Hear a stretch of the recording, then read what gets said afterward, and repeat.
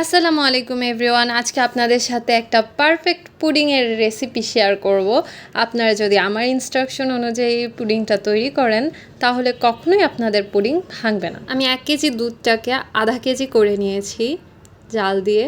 আমি 2টা ডিম দিচ্ছি এর ভিতরে, আর দিচ্ছি পরিমাণ মতো চিনি। এটা আপনাদের স্বাদ অনুযায়ী দেবেন। আমি ডিমটাকে ভালোভাবে ফেটে নিচ্ছি। আপনারা অবশ্যই দুধটাকে ভালো করে জাল দিয়ে নেবেন। 1 কেজি দুধকে আধা কেজি মানে অর্ধেক সমপরিমাণ করে নেবেন। আর ঘন দুধের 1 পোয়াতে আপনারা 1টা ডিম দেবেন। আধা কেজিতে 2টা ডিম, 1 কেজিতে 3টা বা 4টা ডিম দিলে আপনাদের পুডিংটা কখনো ফাটবে না। এইবার আমি দুধে পরিমাণ মতো চিনি দিয়ে দিচ্ছি। চিনি দিয়ে ভালো করে আমি দুধটাকে গুলিয়ে নিব যেন চিনিটা মিশে যায়। এবার আমি ডিম দিয়ে দিলাম। ডিম দিয়ে খুব ভালো করে নাড়াচাড়া করতে হবে যেন দুধটার সাথে একদম মিশ্রণটা মিলে যায়। যে পাত্রে পুডিংটা বসাবো আগে থেকেই সেই পাত্রে আমি ক্যারামেলটা করে নিয়েছি।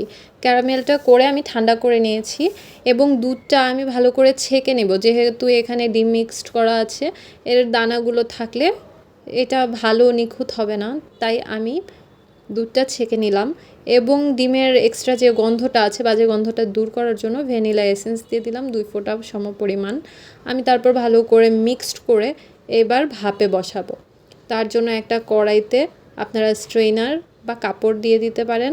তারপর ওখানে আমি পানি দিয়ে দিচ্ছি। এমনভাবে পানি দেব যেন এটা সম্পূর্ণটা ডুবে না থাকে, অর্ধেক বা কিছুটা অংশ ডুবে থাকে। 45 মিনিট পরে আমি পুডিংটা তুলে ঠান্ডা করে নেব। এইবার আমি একটা প্লেটে সুন্দর করে সার্ভ করছি। দেখুন আমার পুডিংটা কতটা পারফেক্ট হয়েছে, একদম ভেঙে যায়নি, একদম সঠিক পরিমাণে হয়েছে।